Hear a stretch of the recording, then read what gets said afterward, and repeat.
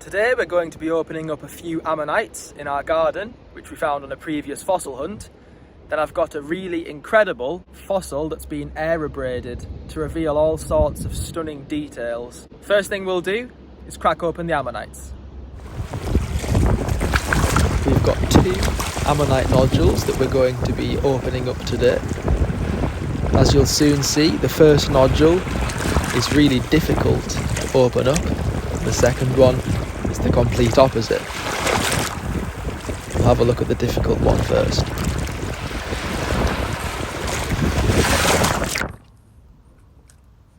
Can't really see any fossil whatsoever around the edge.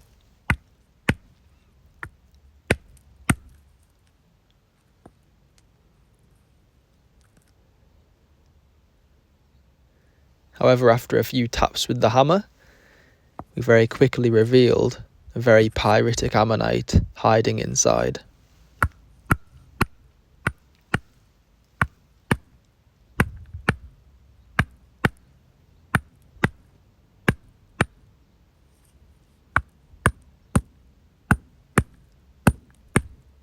Because the rock is so pyritic, it's very difficult to open up.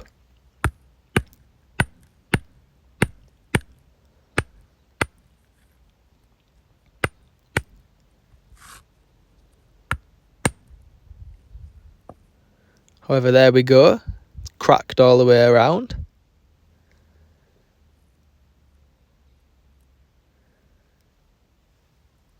The fossil inside is absolutely perfect.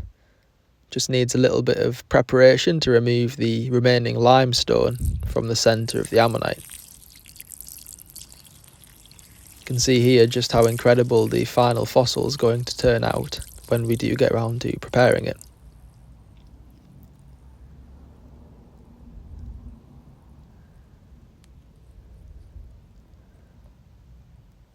Here's another similar fossil that we cracked open.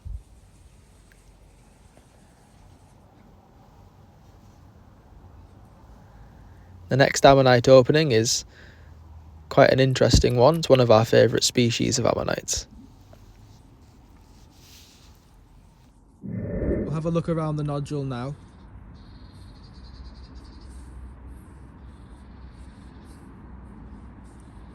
It's got a small hairline crack already appeared. In theory it should open very easily. If anyone at home would like one of these to open themselves, drop us a message. Let's open it up. Okay, there we go.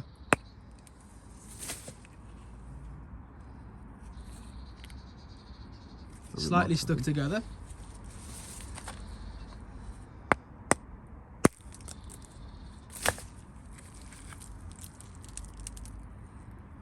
Wow. Absolutely perfect. They don't come much better than that. It's a gorgeous Tenucostatum ammonite. Lovely.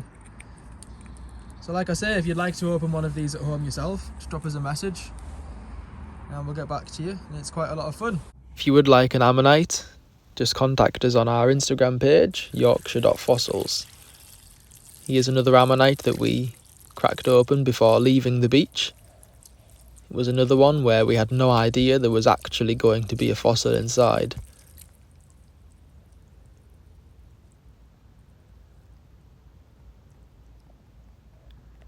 It's always satisfying opening them up to reveal a fossil inside, especially when you least expect it.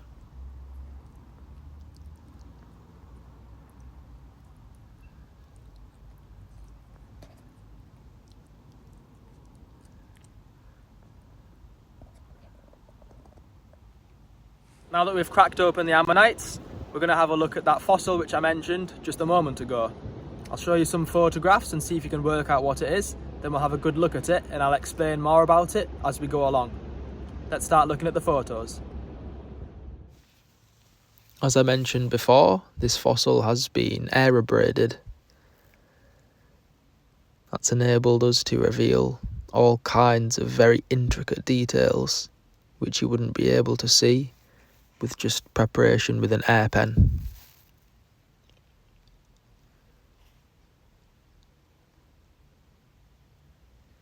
You can see all kinds of little broken pieces of shell, broken pieces of ammonites as well, belemnites mixed in amongst it, all very heavily pyritized.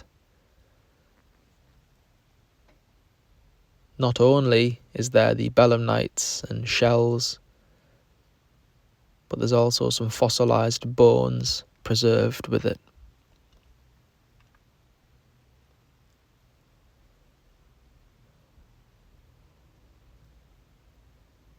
Some more belemnites just here.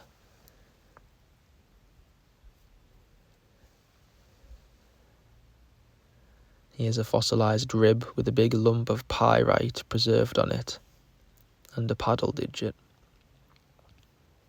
There's also this very unusual bone, as well as another bone which is also preserved with the same fossil, which I'll show you in a moment.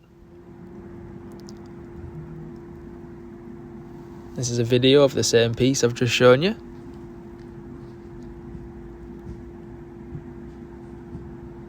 You can see all of the very intricate bone structure. It's been perfectly revealed.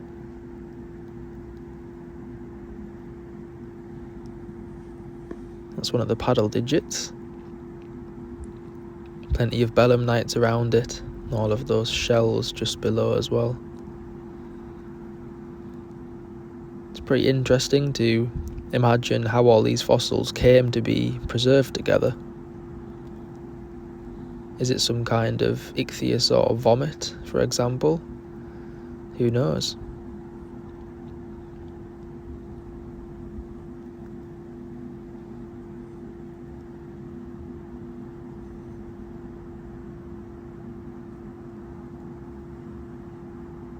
The only bones on this piece are the fossilised paddle digits and rib. However, the other bone that I just showed a photo of is part of the back of the skull, I presume. There's also a vertebrae present, which is the basioccipital vertebra. That's two vertebrae fused together to form a complex which would attach to the back of the skull, enabling the head to move about.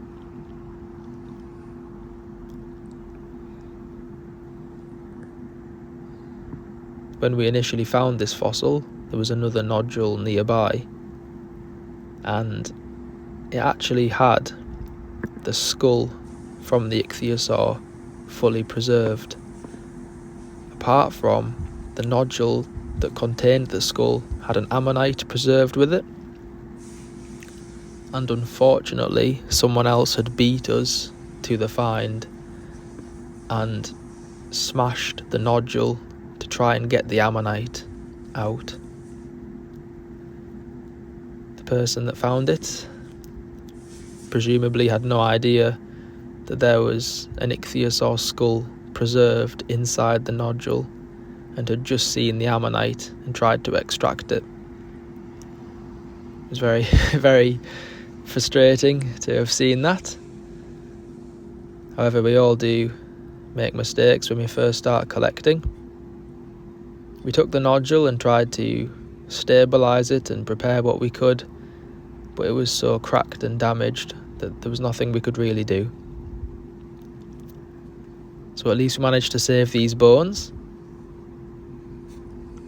I'll show you the other two bones that were preserved near it. That's the one with the little holes in it. I'm sure it does have an anatomical name, however I'm not sure at the time of making this video.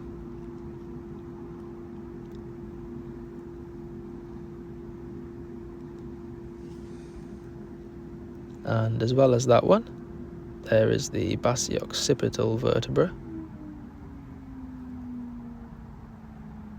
This one's really cool, has a nice ammonite preserved directly on top of the bone.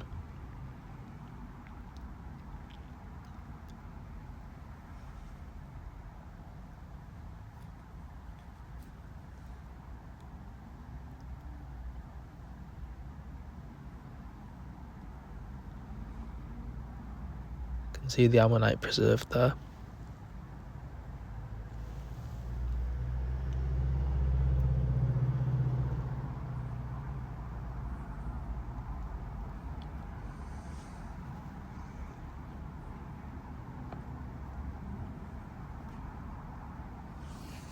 all in all, very nice piece. Really interesting story.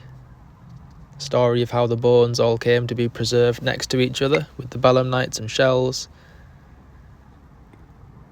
And also a nice story of how we found it, although unfortunately the skull that could have been just wasn't to be on this occasion.